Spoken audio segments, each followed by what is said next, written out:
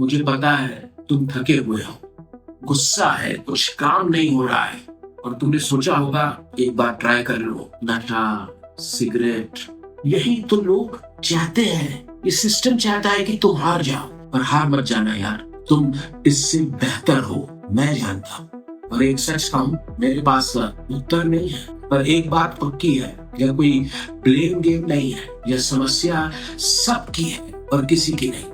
आज पापा की छठी पुण्यतिथि है। बेटा बचाओ आंदोलन आज से पूरे छत्तीसगढ़ में, ना उपदेश ना उंगली, बस एक बेटे का दूसरे बेटे से वादा। जहां पूरे देश में एक और बेटी बचाओ बेटी पढ़ाओ जैसे अभियानों की गूंज सुनाई देती है, वहीं छत्तीसगढ़ में अब एक नया और अलग ही स्वर उठने जा रहा है। जनता कांग्रेस छत्तीसगढ़ ने राज्य में बेटा बचाओ आंदोलन शुरू करने का ऐलान किया है।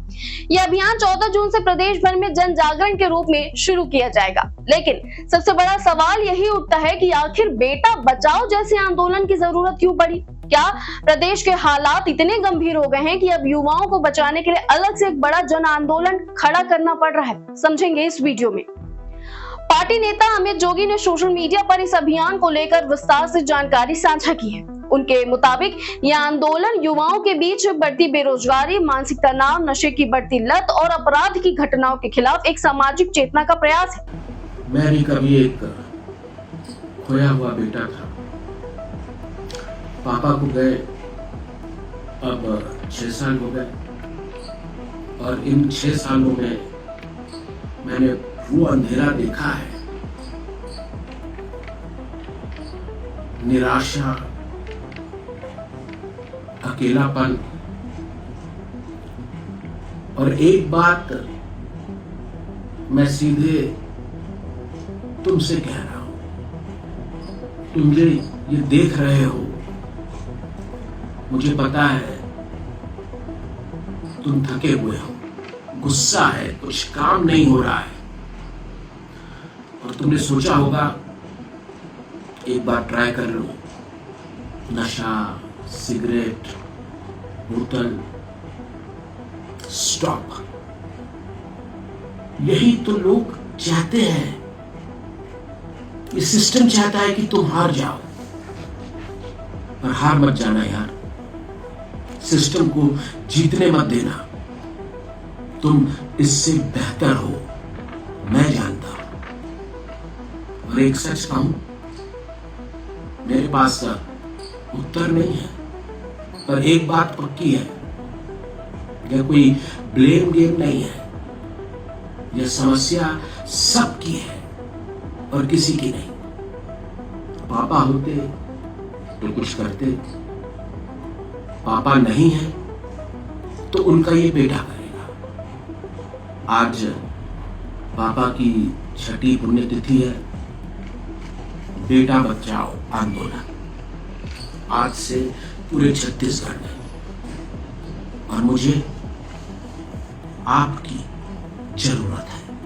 हाँ, आपकी, ना उपदेश ना उंगली, बस एक बेटे का दूसरे बेटे से वादा।